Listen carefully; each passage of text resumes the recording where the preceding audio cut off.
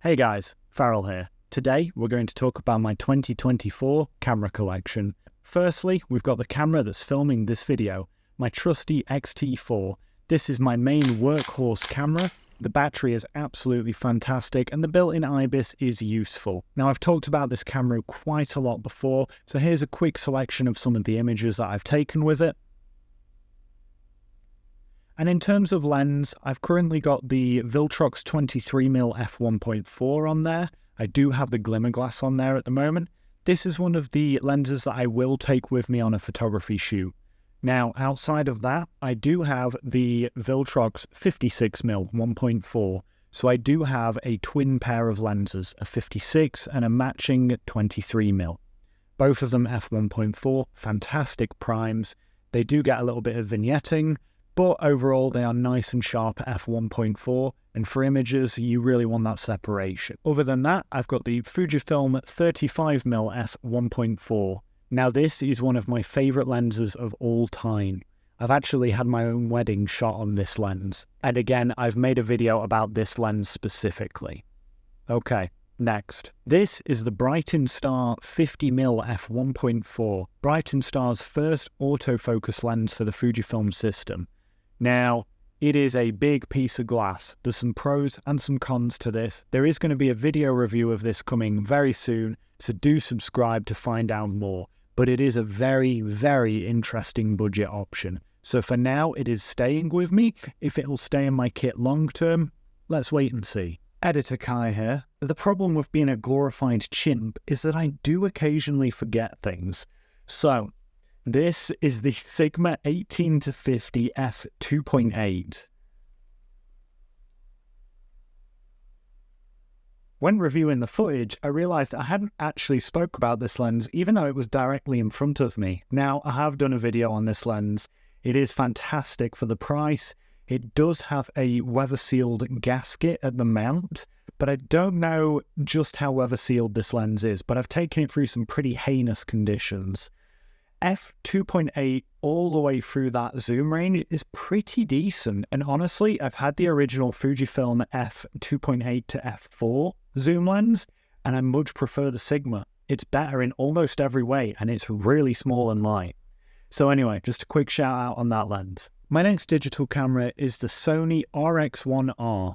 This is a full frame fixed 35mm f2 Zeiss lens camera. This is one of the best cameras I have ever used and I absolutely love it, but it's got some serious flaws. Now, this has become a little bit of a gateway drug camera for me. I was trying something that I thought I would really enjoy, being a fixed lens camera. It is something I really enjoy.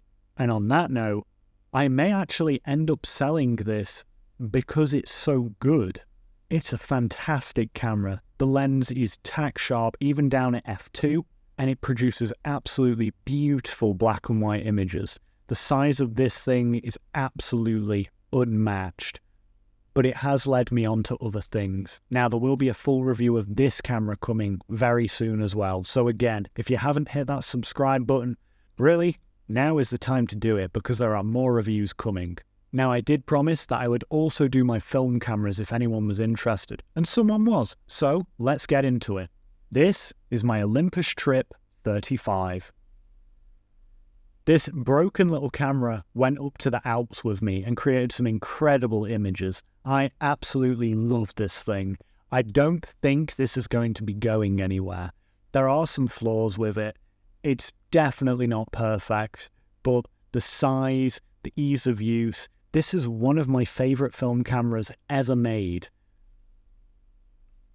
And she's quite the looker. Now you can pick these up reasonably cheap, and if you are looking at getting into film photography, this would probably be my first recommendation.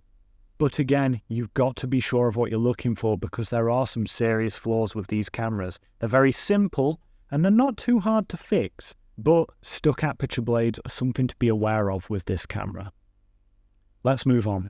This is the Praktica MTL5 with a 50mm f1.8. This was actually a gift from my wife's grandma. This is a fantastic little camera. Now, it does need a little bit of work, but it has a beautiful shutter sound. But I'm planning to replace the light seals on this, and I'm also thinking of doing a reskin, taking the black faux leather off and putting something different on it, maybe add in a little colour. This is a proper brutalist design, brick of a camera. This will live longer than I will. But again, there are some issues, so I'm going to have to do a little bit of work on this one, but I do really enjoy the look of this camera. It is a pretty beast. That shutter noise is incredible. Moving on, the last 35mm film camera I have is the Nikon F3. This invulnerable bastard of a camera is absolutely incredible. If I could only have one film camera for the rest of my life and no more, it would absolutely be this. This camera is an absolute tank. You can see it's starting to get some nice brassing on it as well, where you're getting a little bit of patina from the wear. I love this thing. At the moment, I've got it loaded with Cinestill 800T, which is a fantastic film stock and one of my favourites. And I'm using the E-Series 50mm f1.8. I love this lens. I cannot overstate how much I love this lens. Look at the size profile with it on. Absolutely incredible. The other thing is that this camera is actually modular. So if you don't like this viewfinder, you can actually swap it out for a different viewfinder. And once you remove that viewfinder, you can use it as a waist level camera using the top-down screen. This is one of the best film cameras of all time. Now, outside of the 50mm 1.8, I have a couple of other lenses. I have the macro 60mm f2.8. Now, this is a big, chunky lens, and you might be wondering, why would I have a 60mm 2.8 when I have a 50mm 1.8 that's much smaller? This is an extremely sharp lens.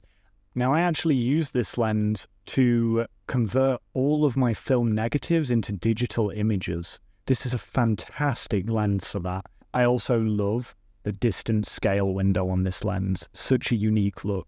Other than that, for the Nikon F3, I've also got the Nikon 75mm to 150mm f3.5. Now, this is quite a cheap lens, and it's not bad. The fact that it can stay at a stable 3.5 f-stop is fantastic. I actually use this adapted on my Fuji camera too.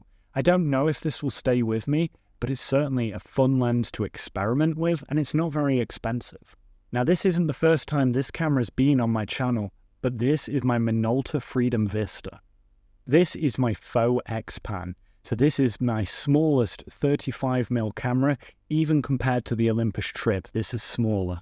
Side by side, this is absolutely wild. It lives in my car at all times, just in case I see some fantastic moments and I want to get it in that cinematic crop.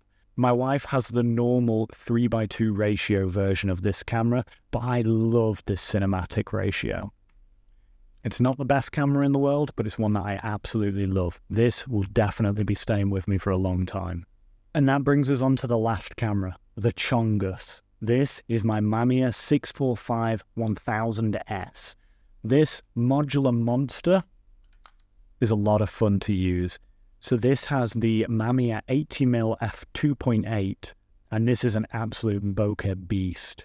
Now, at the moment, this again is another camera that I need to replace the light seals on, so I'm planning on doing this and the Praktica at the same time, but I do really enjoy this camera.